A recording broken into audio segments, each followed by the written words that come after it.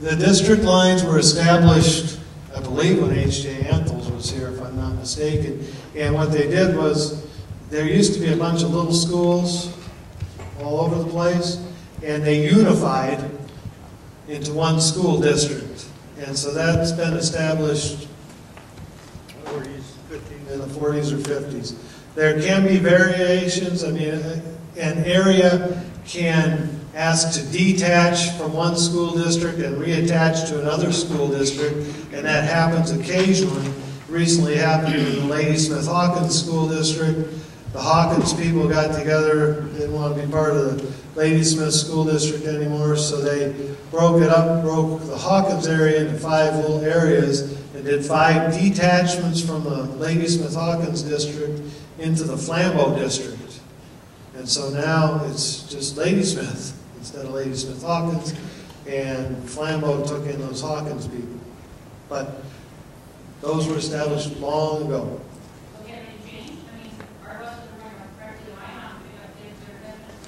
Yep. What has to happen is that Minong has to agree to take them, and we have to agree to let them go.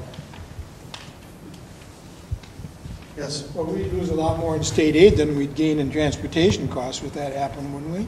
Well, it depends on how many students live in an area. Now, here's another one for you. I'm going to take a little bird walk, but maybe I'll come back. But the state also has a type of aid that they call sparsity aid. Sparsity aid is for school districts with 750 or fewer pupils and have a land area of 75 square miles or more, I believe. Well, yeah, it comes down to about 10 kids per square mile. The Spooner Area School District is 1,350 kids, and we're well over 500 square miles, so we have 2.5 kids per square mile, and we don't get sparsity aid because we have too many overall kids. That's another one of those things that I've been fighting with people about. But yes, sir.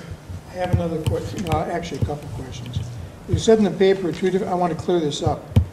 Is our cost for benefits and salaries in the district, is it 61% of the budget, or is it 70%? There's been 2 different figures. The cost just for benefits and salaries is overall closer to 61%. We also have purchased services and goods that go to pay other people's salaries and things that takes it up to that 70%. My other question was, in talking about transportation, obviously you've heard that they're talking about possibly diesel and gas going up to $200 a barrel. What's that going to do to our transportation costs, and has that been figured into the referendum? That has to, we have an increase in cost provision built into the forecast.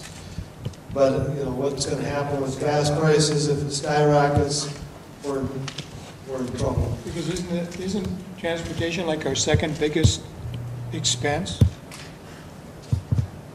Because salaries, benefits, probably 3rd or 4th biggest expense, maybe. Debt repayment. So it's in the top 5. Yeah. Can we talk more about item 6 in this letter? What's item 6, John? What will happen if we don't pass the referendum and we say cut the remaining programs as necessary? Specifics of the cuts will be available at the time of this meeting. Have you made some decisions? Well, I've met with the board and made some recommendations. My recommendations would be...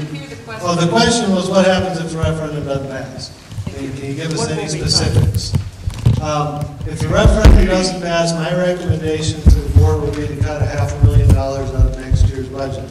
Those cuts would come in the form of, since, like was noted, about 61% of our budget goes to salaries and benefits in the district, a lot of our other costs are fixed. I won't be able to cut a whole lot out of transportation because that's generally charged on a per mile basis.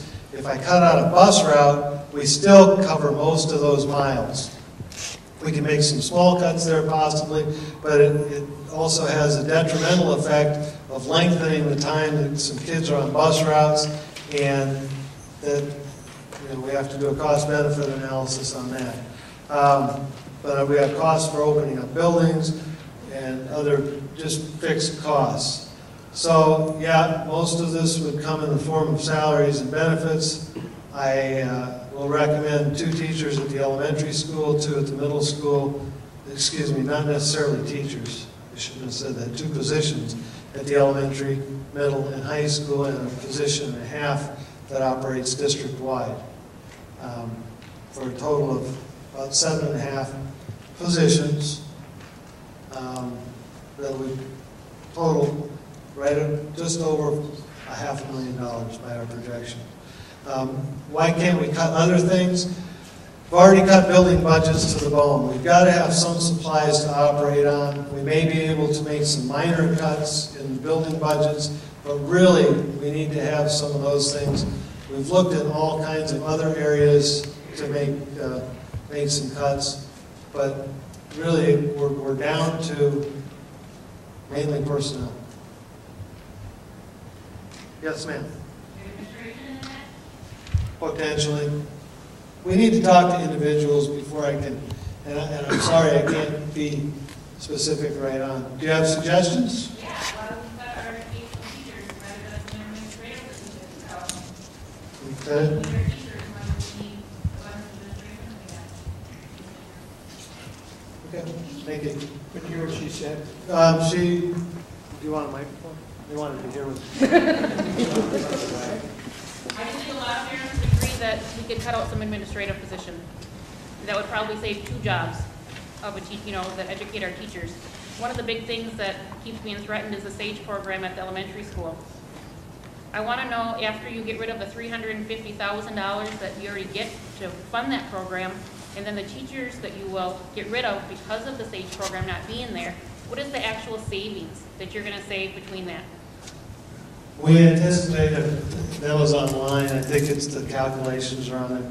I anticipate a potential savings, probably actually once you take out unemployment in the area of $320,000 to $340,000.